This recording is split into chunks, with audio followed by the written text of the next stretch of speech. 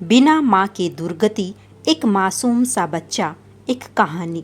संजना जैसे ही अपनी कार से उतरी, ऑफिस के गेट तक पहुंची ही थी, तभी एक छोटे से बच्चे ने उसकी साड़ी का पल्लू पकड़ लिया। मम्मी, तुम मुझे छोड़कर क्यों चली गई? संजना अपना पल्ला छुड़ाकर बोली। अरे कौन है तू और क्या बकवास कर रहा है? इससे पहले कि बच्चा कुछ कहता, गेट कीपर भागता हुआ आया और बोला, माफ़ करना मैडम, मैं इसे देखता हूँ, आप जाइए। संजना तेज कदमों से आगे बढ़ गई। गेट पार कर आगे जाते समय उसने एक बार पलट कर देखा। गेट कीपर उस बच्चे को भगा रहा था, लेकिन वो बार बार अंदर जाने की जिद कर रहा था। संजना लिफ्ट की ओर बढ़ गई। अपने कैबिन में पहुंचकर वह काम में जुट गई। बहुत ज़्यादा काम पेंडिंग था। दोपहर कब हो गई पता ही नहीं चला। लंच के समय वह अपना खाना खाने बैठी, तभी उसे उस बच्चे की बात याद आ गई। संजना ने जल्दी से अपना टिफ़िन ख़त्म किया और वह उस गेट कीपर के पास पहुंच गई।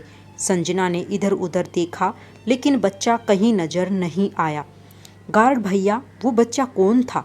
संजना ने पूछा तो गार्ड बोला, मैडम, उसकी आप चिंता न करें, अब वो आपको परेशान नहीं करेगा। मैंने उसके बाप से उसकी शिकायत कर दी थी और वो उसे यहाँ से ले गया।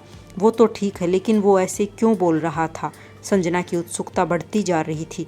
गार्ड ने कहा, भले घर का बच्चा है मैडम, उसकी माँ गौरी इसी बिल्डिंग में साफ सफाई का काम करती थी। उसका बाप शराबी है, सारा दिन शराब पीकर पड़ा रहता है। एक दिन जब वो घर पहुंची तो पति पत्नी में झगड़ा हो गया। गौरी का सिर दीवार में लगा और वो चल बसी। अब ये बच्चा यही घूम घूम कर भीख मांगता है। इस बिल्डिंग में आने वाली बहुत सी लेडीज़ को अपनी माँ समझकर पीछे पड़ जाता है। आप नई हैं इसलिए आपको अजीब सा लगा। संजना ने दुखी होते हुए पूछा, लेकिन आपने उसके बाप से क्या कहा?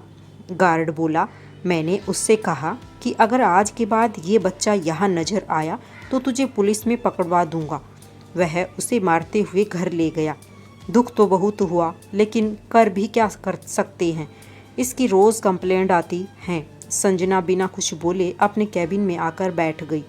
वह गहरी सोच में पड़ गई। उस मासूम बच्चे का चेहरा बार बार उसके सामने आ रहा था। आज उसकी वजह से उस बच्चे की पिटाई हो गई। उसका बाप पता नहीं उसके साथ क्या करेगा।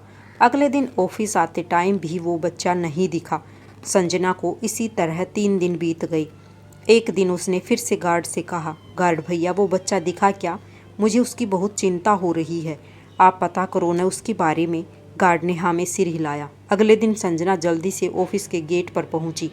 गार्ड ने उसे जो बताया उसके पैरों तले ज़मीन खिसक गई। मैडम, वो बच्चा तो अस्पताल में भर्ती है। उस शराबी ने उसे बहुत मारा। वह डर और मार को सह न सका और बेहोश हो गया।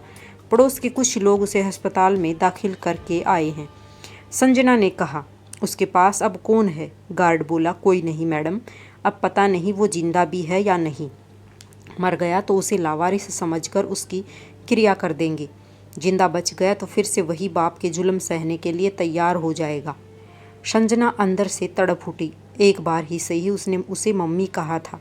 वह गार्ड से अस्पताल का पता पूछकर अस्पताल पहुंच गई। वहां उसने पता किया तो उसे एक सरकारी वार्ड में पाया।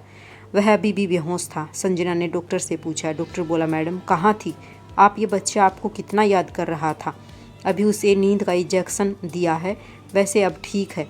आपको अपने बच्चे का ध्यान रखना चाहिए। और इसे इतने बेरहमी से किसने मारा? संजना बोली, वो मेरा बच्चा नहीं है, इसके बाप ने मारा है इसे। इसे कब तक होश आएगा? डॉक्टर से बात करके संजना वहीं बैठ गई। एक बार मम्मी बोलने से जो अनजाना सा रिश्ता बन गया था, उसे निभाते हुए वह शाम तक बैठी रही। शाम को बच्चे को होश आया। उसने धीरे से आंखें खोल कर कहा, मम्मी तुम कहाँ चली गई थी? देखो पापा ने मुझे कितना मारा। संजना ने उसे प्यार से गले लगा लिया। बस बेटा, अब तुझे कोई नहीं मारेगा। तभी पीछे से अविनाश जी की आवाज़ आई, हाँ, और अब मम्मी भी तुझे नहीं छोड़ कर जाएगी। संजना ने अपने पति को सारी बात फ़ोन पर बताई थी। 2 दिन बाद संजना और अविनाश बच्चे को अपने घर ले गए।